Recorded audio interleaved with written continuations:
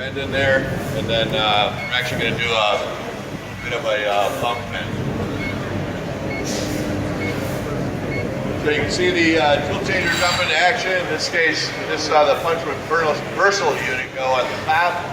And we are, like I said, on this first setup, it's not a fit length, it's not a real precision setup, so it can slide whole racks or even partial racks of tooling into the machine at one crack. So I think this first setup, there's a little counter on the machine, but I think this first one will take about 42 seconds to get this tool set up into the machine.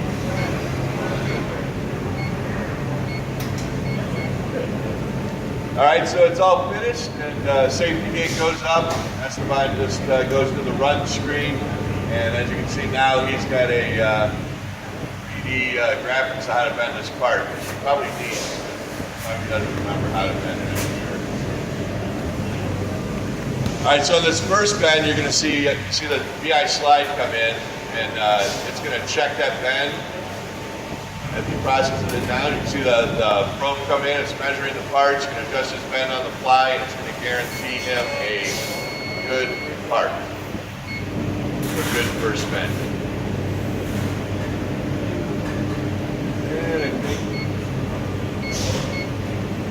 So now he's doing what we call a bump bend, and actually this machine, as long as he keeps the open height at around 1/8 of an inch, he can actually just keep his foot on the pedal.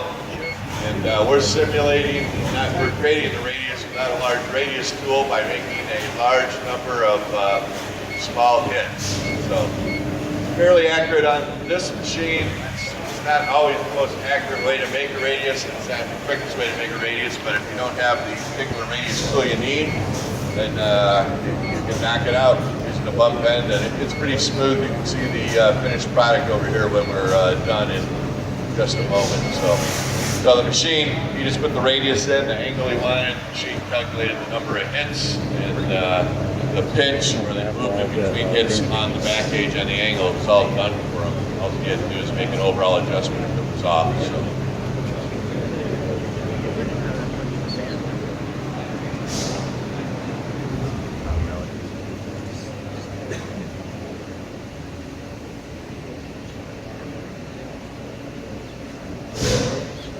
All right, so he's going to retrieve another program. We actually have a total of 6 parts we're going to do here. We may not stick around for them all, but we'll see.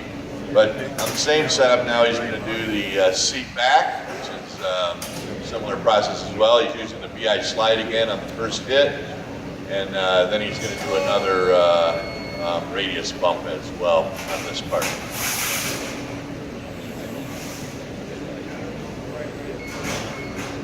Picked a product that was not a big challenge for the brake, but we were looking for something different to build, so this is what we have. But it's pretty easy to part to bend on this machine.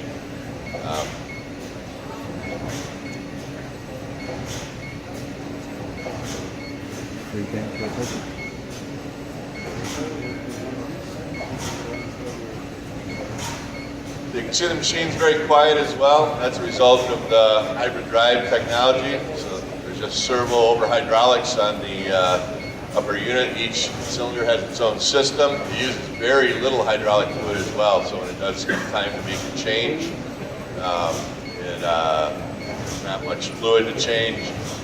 The oil, you don't have a big tank that heats up throughout the day with causing viscosity changes. The hybrid drive system is a very proven system for us. The previous press brake we had it on was our HDS series. It was a very reliable, like I said, energy efficient system. I think we averaged only 0.2 service calls a year on that machine.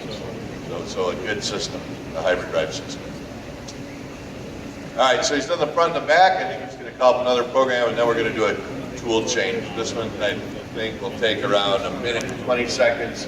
It has to clear out tools that are in there and then create the setup. He's got a number of brackets he has to make. So he's called the program up again from the network, close the door, and then you'll see the tool changer and an opportunity to see it again. There is a monitor here on the left-hand side, so if you're not over on the right-hand side of the machine, you can't see the tool changing operation. You can take a look at the monitor and kind of see what's going on there. Well, we have a camera.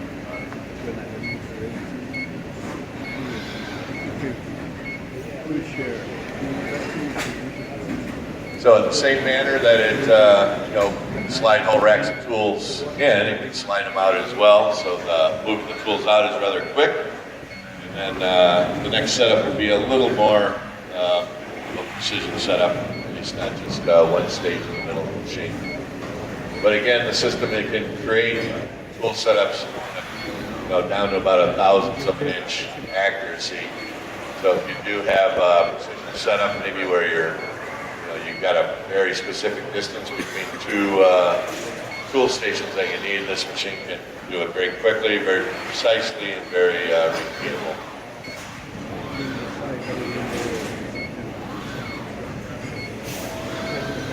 Okay, so cleared everything out. It's already got most of its punches in, working on the dies. You can see the upper and bottom unit will work simultaneously, so it's a very fast setup. It's just about 10 seconds more, and you're going to have another tool setup in here. This is the common setup that'll bend the last 4 parts that's required to bend for our benders. All right, so 1 minute 24 seconds finished. He's off to his third